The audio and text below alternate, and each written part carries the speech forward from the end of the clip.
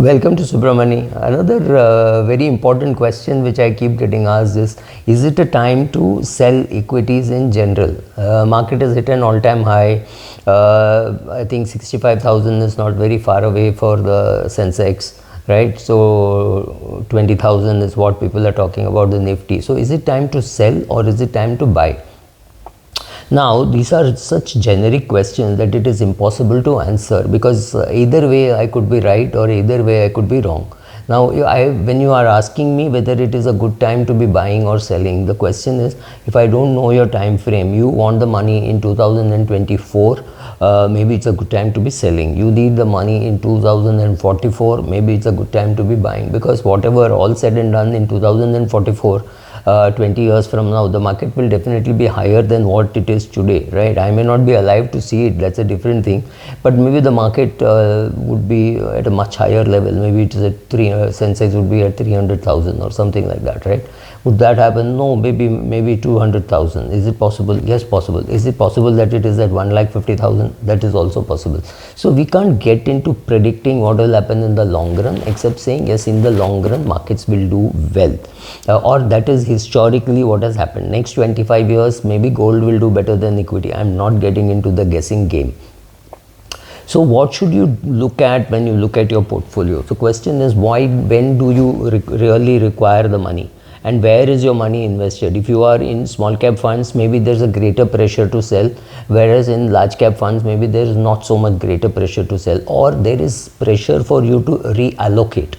So let's say your daughter's education is getting completed in 2025, or rather she is finishing her engineering in 2025, and the talk in the family is she wants to go abroad to do her masters, or maybe she wants to do her MBA, and you estimate the cost to be about 2.5 crores.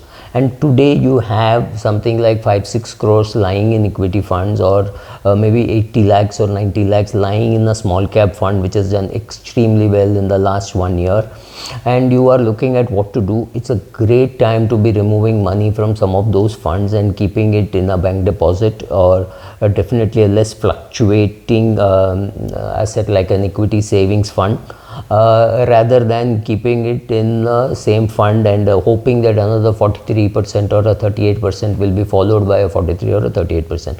So the question is, do you require the money because you have to pay for something like child's education, child's marriage, or something like that? Or are your children planning to buy a house now, and you wish to make a contribution? One amazing thing you can do is sell off some of your shares and put that money into your child's house.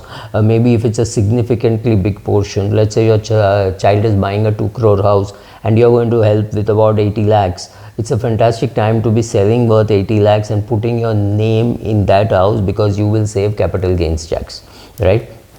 So that is a good solid excuse to sell. You yourself want to sell your house, sell some shares and buy a new house, great reason to sell.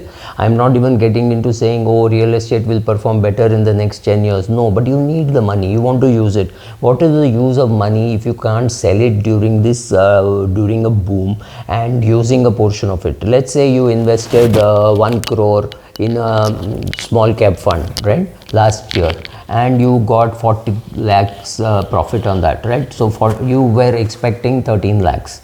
Your investment advisor said, or you saw Subramani, and Subramani said 12% is what you will get. So you thought you will get 12, but you've got 40. So you got some excess return. It's a great time to be selling that and buying some gift for yourself, for your family, or a bigger house, or taking a vacation. If you don't remove money when the feeling is good, when will you remove the money, right? So it's a good feeling to remove some money, maybe 10 lakhs out of it, and doing that, or removing 10 lakhs out of it and putting it into a pension fund which you have, right? So you say, okay, this is a great time, so let me remove 10 lakhs, out of which maybe on which there is about 1,80,000 of capital gain, out of which 1 lakh is tax free. So let me pay some, or 9 lakhs is taxable, 10 lakhs is the capital gain, so 9 lakhs is taxable. So you pay some tax on that 9 lakhs and then use that money and put it into a pension plan which has got 35% equity and 65% debt. What have you done? You have reduced the risk in your portfolio by getting into a fund which has got more debt and less equity, right? You've done. So these are reasons why you should be removing money from equities. Yes, but is that some blanket thing saying, oh, markets are high so you should remove? No, that means I know that the markets are high and therefore it will go lower, it will remain lower and then it will come up high. So which means I should be able to tell you everything. I should be able to tell you that in July 2023 you should sell, then the market will remain down till September 2023, and at September 2023 when it starts going up you should buy. Unless I can tell you all the data points and all the timelines, there is no point in me trying to tell you whether you should be buying or selling. So let us look at the criteria. Which do you need the cash now? Do you need the cash immediately after some time? Though that's a good reason. Do you need to allocate assets? Have you stopped working? Did you turn 60 during this period, because of which you have no longer you're going to be employed, so some drawdown has to happen, so you have to do a allocation?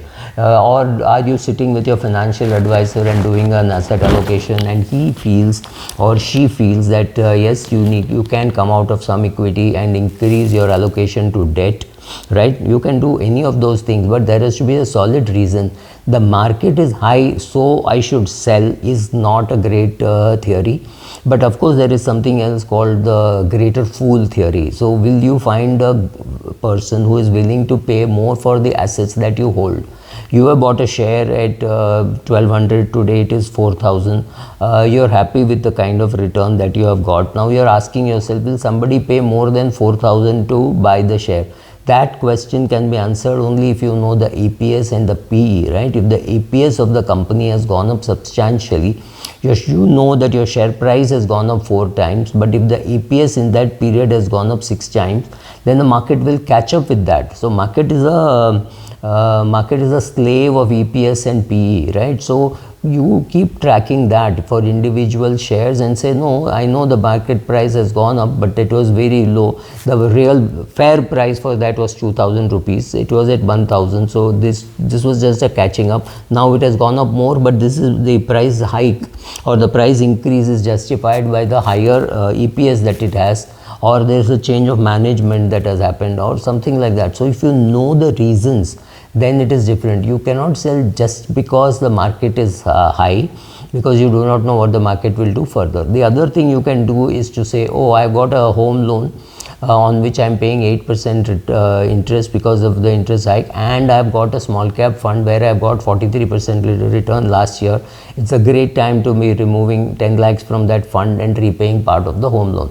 Yes, all that makes sense. Will this fund again give 43%? I have my doubt. Even if it gives another say 30%, you feel, oh, I could have waited for some more time. Unfortunately, in such things you cannot wait for the perfect time to withdraw. So yes, there could be reasons for people to withdraw money from small cap funds or from markets in general, but you find out what are your reasons. So your neighbor removing money to buy his son a flat may not be true, because your son may just be in class 12. You are not in a hurry to buy him a flat, but your son wants to buy a flat because he wants to get married, and you have the money and you think it's a good time to be investing. So he wants to make the EMI payment. He's taken up a job. He's short of the capex, the contribution that he has to make to the builder. It's a fantastic time to be selling some shares, putting your name on the flat and buying the flat. Yes, it makes sense to do that, but otherwise find your own reasons, right? Your neighbor may be selling because he wants to buy his son a flat. You may have a son in just class 12, so you may not want to be doing that. But you may have something else. You may say, oh, after class 12 he wants to go abroad to study, so I need money. That's a good reason to remove money. So find out what is your personal situation. Asking YouTubers to give you a view on, oh, we have done a trend analysis and the small cap fund can never give more than 30% return for 3 years in a row. It has already given 1 year, so wait for 1 more year. No, that's nonsense. You find out what are the circumstances leading to your portfolio, finding from your investment philosophy statement, sit and discuss with your family, with your broker, your portfolio advisor, whoever it is, and then take a decision. You cannot take a decision of buy and sell based on some YouTube channel you watched, even if it's Subramani. Thank you.